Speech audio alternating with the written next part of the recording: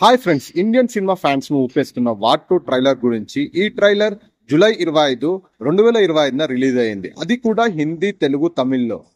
Hrithik Roshan, junior NTR, Kiara Advani trailer లో ఎలా ఉంది? వార్ 2 ట్రైలర్ 2 నిమిషాల 39 సెకండ్ల రన్ టైమ్ తో ఫుల్ యాక్షన్ ప్యాక్డ్ గా ఉంది.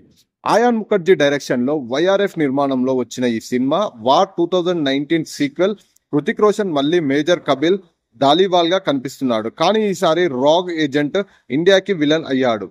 అతన్ని ఢీకొట్టడానికి వచ్చిన స్పెషల్ యూనిట్ ఆఫీసర్ గా విక్రమ్ గా జూనియర్ ఎన్టీఆర్ ఎంట్రీ ఇస్తున్నాడు. ట్రైలర్ లో ఈ ఇద్దరి మధ్య క్యాట్ అండ్ ర్యాట్ విల్లర్ గా ఫైట్ సూపర్ ఇంట్రెస్టింగ్ గా ఉంది. ఎన్టీఆర్ డిఫరెంట్ లుక్ లో, హృతిక్ రోషన్ టెర్రిఫిక్ గా ఉన్నారు.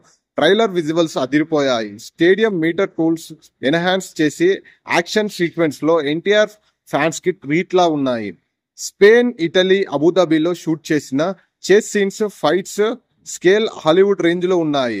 ప్రీతం కంపోజ్ చేసిన బీజిఎం ట్రైలర్ కి జోస్ తెప్పించింది. కియారా అద్వానీ డిఫరెంట్ గా చాలా అట్రాక్టివ్ గా ఉంది. కానీ ఆమె రోల్ గురించి ట్రైలర్ లో ఎక్కువగా రివీల్ చేయలేదు. అశుతోష్ రాణా, అనిల్ కపూర్ కూడా కనిపించారు. వాళ్ళు క్యారెక్టర్ ఇంట్రెస్టింగ్ గా ఉండబోతున్నాయి.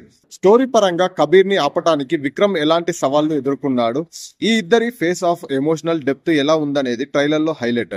కానీ కొంతమంది ఫ్యాన్స్ టీజర్ విజువల్స్ క్వాలిటీ లోపించిందని కామెంట్ లో చెప్పారు. ట్రైలర్ లో ఆ లోటును కంప్లీట్ గా ఫిల్ చేశారు. డాల్బీ సినిమాలో ఐమాక్స్ ఫార్మాట్ లో రిలీజ్ అవుతున్న ఈ సినిమా థియేట్రికల్ ఎక్స్పీరియన్స్ నెక్స్ట్ లెవెల్లో తీసుకెళ్తుందని వైఆర్ఎఫ్ వాళ్ళు చెప్తున్నారు. ట్రైలర్ రియాక్షన్ చూస్తే అదిరిపోయింది. ఎన్టీఆర్ స్టోర్ స్టీలర్ కొంత వివాదంలో ఉంది. ట్రైలర్ హైప్ లో రెట్టింపు చేసింది. ఆగస్టు 14న 2025న రిలీజ్ అవుతున్న ఈ సినిమా కూలీతో బాక్సాఫీస్ క్లాస్ కి రెడీ అవుతుంది. మీ ఒపీనియన్ ఏంటా అనేది ట్రైలర్ లో ఎన్టీఆర్ వర్సెస్ హృతిక్ రోషన్ ఎలా అనిపించారు? 10/10 ఎన్ని మార్కులు ఇస్తారో కామెంట్ రూపంలో రాయండి. వీడియో నచ్చితే లైక్ చేసి సబ్స్క్రైబ్ చేయండి. అలాగే మా ఛానల్ ని సబ్స్క్రైబ్ చేసి బెల్ ఐకాన్ ని ప్రెస్ చేయండి.